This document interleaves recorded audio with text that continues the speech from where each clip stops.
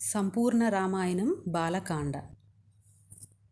మరుసటి రోజు మిథిలానగరం వెళ్ళడానికి పడవలో గంగా నది దాటుతున్నారు. రాముడు మహర్షిని అడిగారు, గంగని త్రిపదగా అని ఎందుకు పిలుస్తారు? మహర్షి చెబుతున్నారు, పూర్వకాలంలో హిమవంతుడు అనే రాజు ఉండేవాడు. అతని భార్య మనోరమ. వీళ్ళకి 2 కూతుర్లు. పెద్ద కూతురు గంగ, రెండవ కూతురు ఉమ.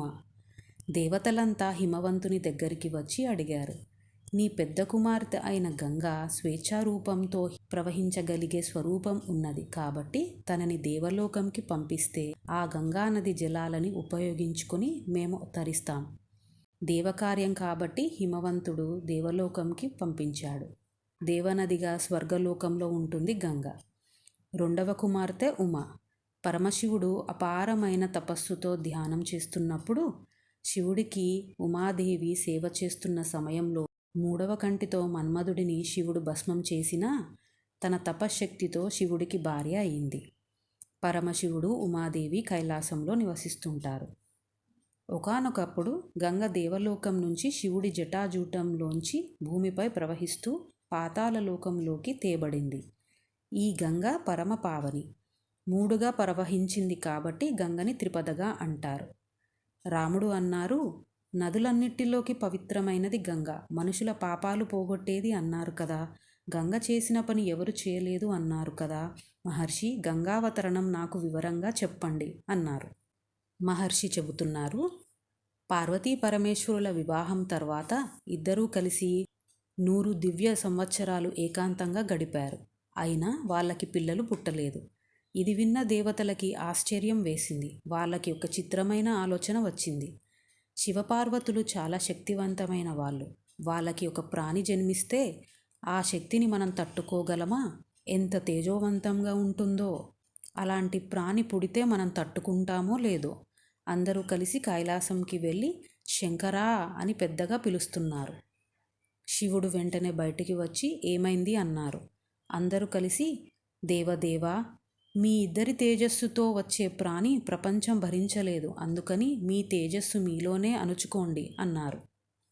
సరే, నా తేజస్సుని విడిచిపెట్టను, నాలోనే ఉంచుకుంటాను. నేను వెళ్ళి తపస్సు చేసుకుంటా. కానీ ఒక్క మాట, ఇన్ని సంవత్సరాల నుంచి ఏకాంతంగా ఉన్నందుకు నా రేతస్సు కదిలింది. కదిలిన నా తేజస్సుని ఎవరు భరిస్తారు? ఎక్కడ వదిలిపెట్టాలి? వాళ్ళన్నారు, భూమి భరిస్తుంది, దానిపై వదిలిపెట్టండి. శివుడు తేజస్సుని వదిలిపెట్టిన వెంటనే అది భూమి అంతా వ్యాపించింది. ఇలా వ్యాపించేసరికి పార్వతీదేవి బయటికి వచ్చింది. విషయం తెలుసుకున్న పార్వతీదేవి కోపంగా ఇలా అంది, అక్కరలేని విషయాలలో జోక్యం చేసుకున్నారు. చెప్పకూడని మాట చెప్పారు.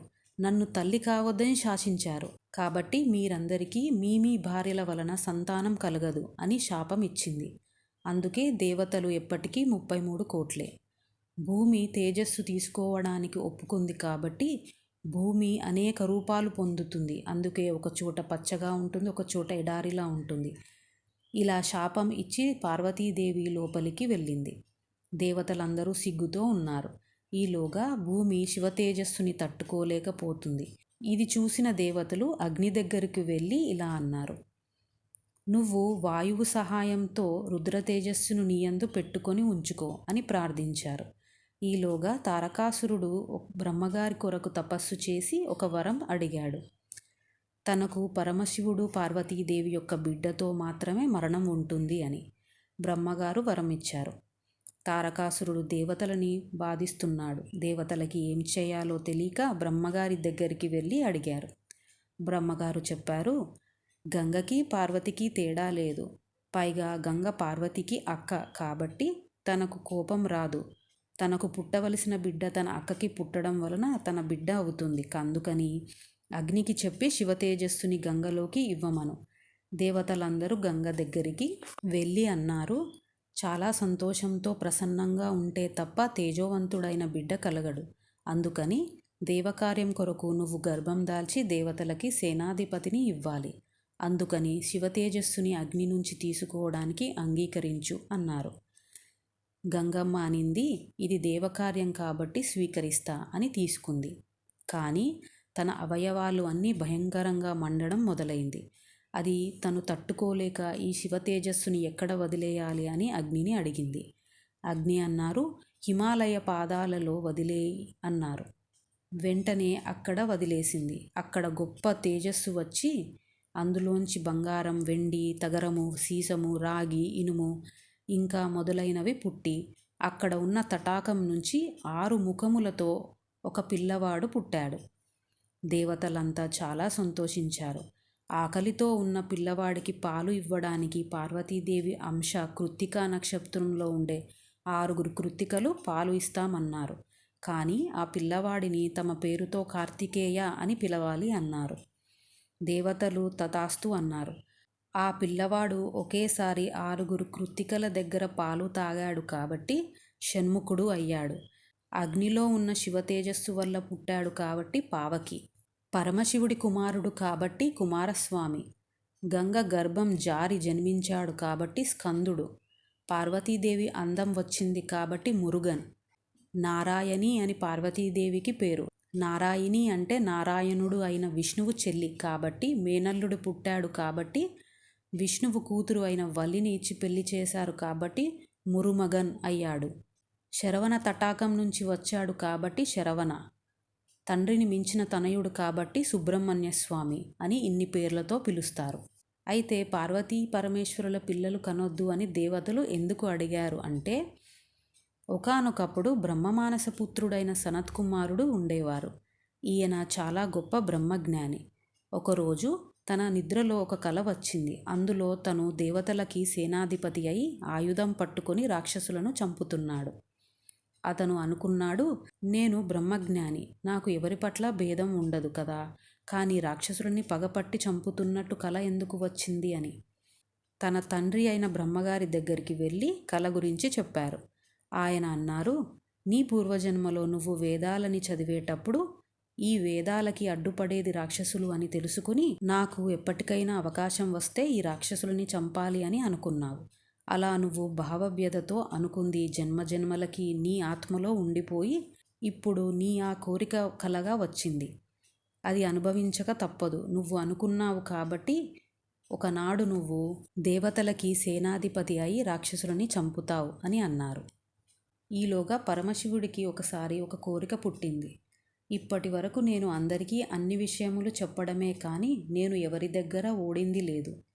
గొప్ప విషయం చెప్పే ప్రజ్ఞ ఉన్న కొడుకు నాకు పుడితే సన్మానం లాంటి ఓటమి నాకు కలుగుతుంది అని అనుకున్నారట. ఒకరోజు శివుడు పార్వతీదేవితో కలిసి భూలోకంలోకి వచ్చారు.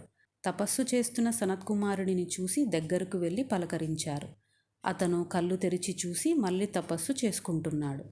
శివుడు అన్నారు, మేము ఎంతసేపటి నుంచి నీ దగ్గర ఉన్నాం, అయినా మమ్మల్ని పలకరించడం లేదు. సనత్కుమారుడు అన్నారు, నువ్వు కొత్తగా కనపడడం ఏమిటి తండ్రి, నాకు లోకమంతా నువ్వే. నువ్వు తప్ప ఇంకోటి కనపడితే కదా ఈ విశ్వమంతా నువ్వే, కొత్తగా పలకరించడం ఏమిటి? శివుడు అన్నారు, అలా మాట్లాడితే శపిస్తే ఏమి అవుతుంది తండ్రి, దేహానికి బాధ కలుగుతుంది. అది నేను అయితే కదా, నా ఆత్మకి శాపమేమి ఉంటుంది?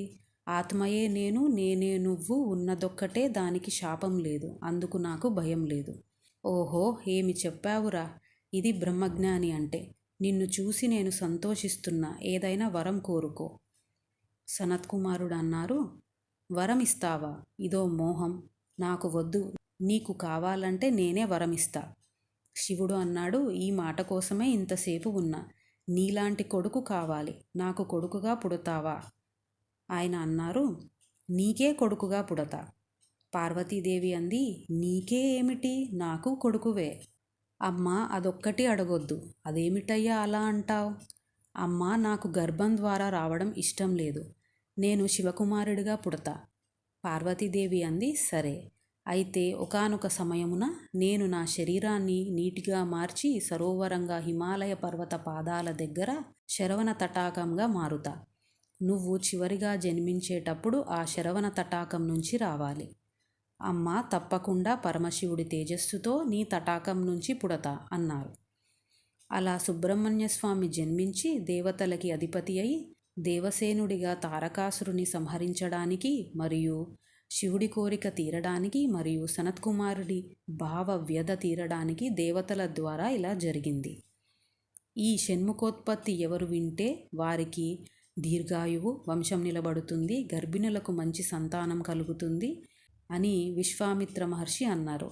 అలా గంగ శివ తేజస్సు తీసుకోకపోయి ఉంటే సుబ్రహ్మణ్య స్వామి లేరు. అందుకని గంగ పరమ పావని.